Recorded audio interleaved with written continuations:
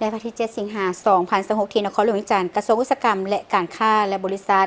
ASK จำกัดผู้เดียวได้มีพิธีร่วมลงนามเซ็นบทบันทึกความเข้าใจ MOU เพื่อศึกษาความเป็นไปได้โครงการพัฒนานิคม อุตสาหกรรมเวียงจันทร์ไซธานีอยู่ที่เขตบ้านดงมะคายและบ้านดงควายเมืองไซธานีนครหลวงเวียงจันทร์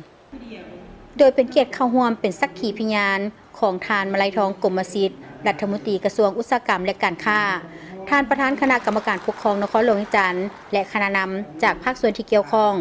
โดยการร่วมลงนามของปริญญาเอกจันทร์แสวงบุญยงรองรัฐมนตรีกระทรวงอุตสาหกรรมและการค้า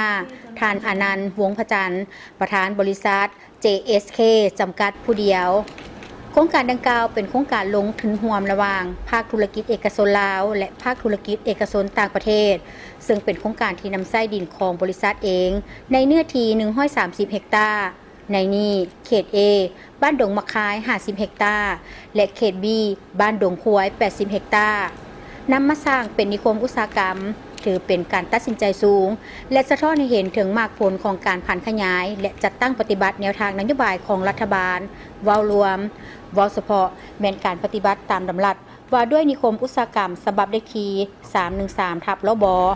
ลงวันที่6 มีนาคม 2025ซึ่งโครงการนี้เป็นโครงการที่ 5 ที่ได้เซ็น MOU พัฒนานิคมอุตสาหกรรมภายหลังที่รัฐบาลได้ออกดำรัสดังกล่าวในระยะศึกษาความเป็นไปได้โครงการพัฒนานิคมอุตสาหกรรมเวียงจันทร์ไซธานีมีอายุ24 เดือนเริ่มแต่มือลงนามเป็นต้นไป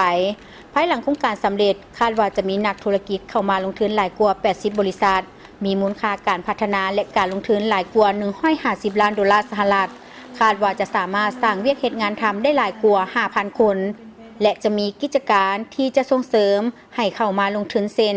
อุตสาหกรรมปรุงแต่งผลิตภัณฑ์กสิกรรมอุตสาหกรรมตัดเย็บอุตสาหกรรมเครื่องไฟฟ้าและอิเล็กทรอนิกส์อุตสาหกรรมประกอบกลจักรและรถยนต์และอุตสาหกรรมปรุงแต่งอื่นๆที่รัฐบาลส่งเสริม